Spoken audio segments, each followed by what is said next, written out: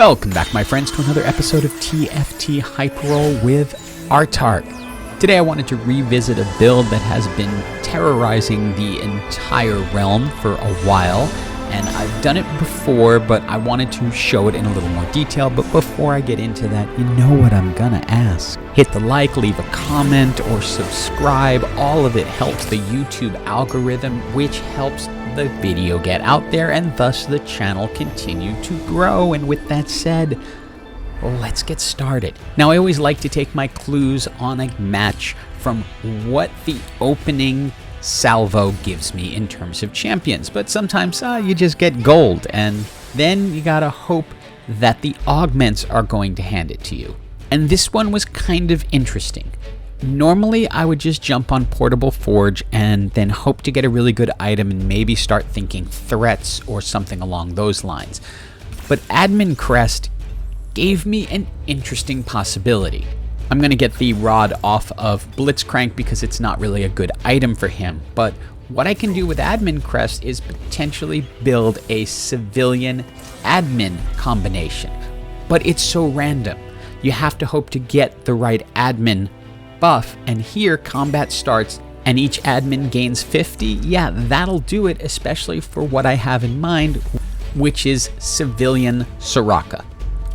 Now, this is a build that's going to piece together little bits of things. You want to get to 4 admins, you want to get to 3 civilians, and you want to get to at least 4 hearts so that Soraka can power up. Once she does, and if you're getting all of that mana bonus, she is going to cast early and often and do tons of damage to the opposing team. The most important item is blue buff, but after that you want to just go for as much AP as possible, so Needlessly Large Rod is the easy choice. While the admin buff that we got is not really useful for early game because it's not going to help all that much, it is going to be really powerful for end game. But the real trick will be finding the right combination to get us there. I've locked for the Lee Sin at the bottom so I can trigger a brawler buff with him and Blitzcrank in the hopes of not losing as much. For the moment, I've also pulled Sivir for Lulu so I could trigger Heart in the hopes that the building AP would allow Lulu to be able to do more damage from the backline than Sivir was able to do as a 1-star unit. Unfortunately, it's a very popular build, as you can see, and this person has a Rage Blade on their Sivir, so yeah, not staving the bleeding yet.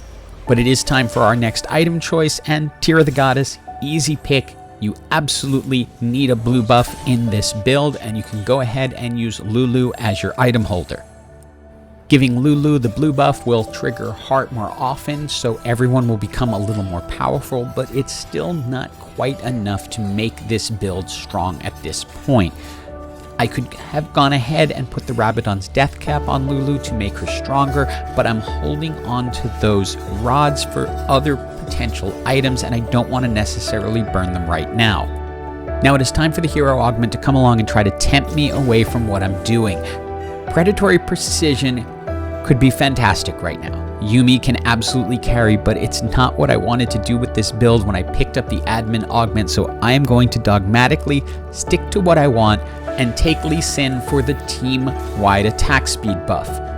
Yuumi is absolutely a carry. That is a valid build and is really, really strong, but I picked up the admin because I wanted to do civilian Soraka once I saw it, and it wouldn't have fit as well with that, so sorry Yuumi, this isn't your game. And that is not to say Yuumi doesn't have a place. She is a heart champion and a good one at that, so we will absolutely keep her on the bench, but the focus is going to be trying to get Soraka items so we can show what civilian Soraka can do, and why I tremble in fear whenever I see a Soraka in the backline of another team.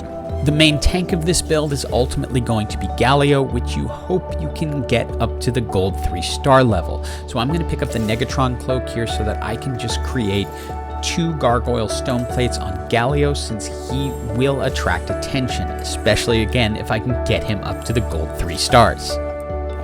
And with the help of a text to Gary, we now locked for our 3-star Galio. We've also grabbed a Camille and a Leblanc because we're going to need to go to 4 admin before this is over.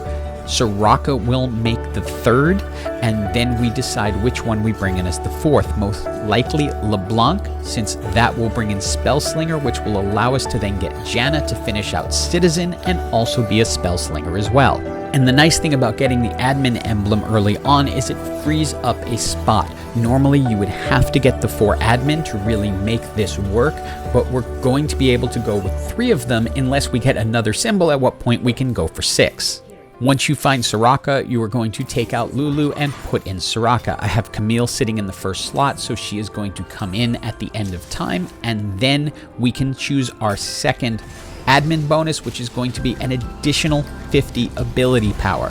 So they will be gaining 100 ability power, which is pretty much one of the best combinations I could ask for. Now, I picked up the stuff for the Hextech Gunblade, which I initially planned on putting on Soraka until I got Thrill of the Hunt 2 offered. Now, I don't need to use Soraka as a healing machine. I can use her for pure power and then set up a different champion to do a lot of damage. With the long-term plan being to go to civilian, we can bring in LeBlanc and just enhance her with a Spear of Sojin and then a Rabadon's Death Cap, so she will be doing a lot of damage, and once we 2-star all of these champions, we are going to be in great shape.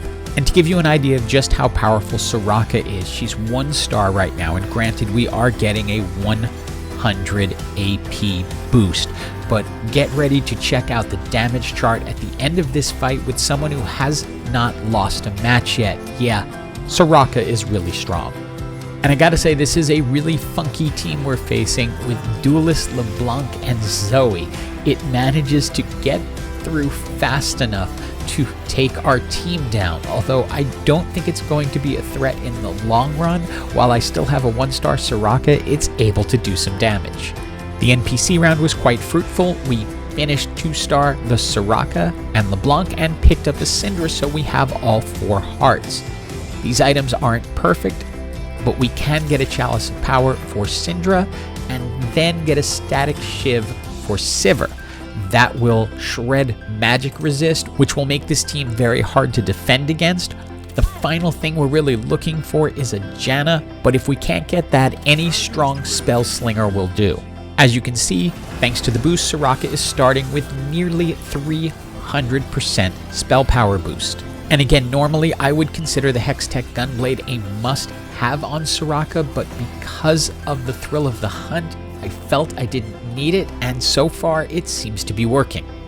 Now you should notice I have a bunch of high-level champs on my bench. The reason is I have a Syndra. She is going to pick things up and fling them into the battle, and they're going to continue to fight. I can't tell you the number of people I see with a Syndra who don't have anything on their bench. Mordekaiser was not part of my team. He was on the bench, but note that he's going to be key in ending this fight because he ults, shreds them, and we end up winning thanks to Syndra, and that brings us into the top 4. And while we're looking for Janna, for now, I'll grab a Nunu. Now we're looking for our final 2 items. At this point, I will go with a damage amplifier, and then I was going to go Archangel Staff, but decided to go Star Guardian because that will allow some of our champions, in particular Syndra, to generate mana faster. So I can make LeBlanc a Star Guardian, give Soraka the Giant Slayer so she's even more powerful. Then I decide to go ahead and use Sona as my second spell slinger because when she casts, she will increase everyone's AP via heart and also be a little extra healing on the team. If I can get a 2-star Janna, Sona will come out, but for now, I think she will do really well. Again, note, one of the keys here is that Syndra is going to be flinging things into the battle, and that's going to help. But really, at the end of this fight, Soraka is just destroying them. And I'm going to play this straight through to the end of the match so you can see what a wild game this turned out to be. In this case, Syndra did her job perfectly, grabbed a Nunu off the bench and threw him in. Soraka is tearing the opposing team apart. You can see the amount of damage she is putting out, and Syndra is grabbing those champions off the bench, including a 2-star Talia, who is doing exceptional damage as well. But then we awaken the Kraken, and a 2-star Fiddlesticks just jumps in and wipes the whole team. My one chance here is to outposition all of this, and that means I know I'm not going to have a problem taking down their team, but everyone needs to be separated enough that Fiddlesticks is not going to wipe everything. I need to have a strong bench because Syndra's going to be flinging them in. So you can see what I do is kind of set people into different clusters so that Fiddlesticks is not going to jump right in the center of everyone and just wipe the team. I'm going to have to hope that enough additional champions get in, and this is in large part thanks to the Star Guardian buff that Syndra is able to cast more. As you can see, she's already thrown 2 people into the fight. Soraka, everyone's doing wonderful, but it ultimately comes down to Syndra grabbing a 2-star Talia, throwing her in. That Talia is going to get the critical cast off that allows Yuumi to finish the fight. It's all synergy and it worked really well, but the real sum is Soraka's broken. Hope you enjoyed this video, and as always, have an absolutely awesome day.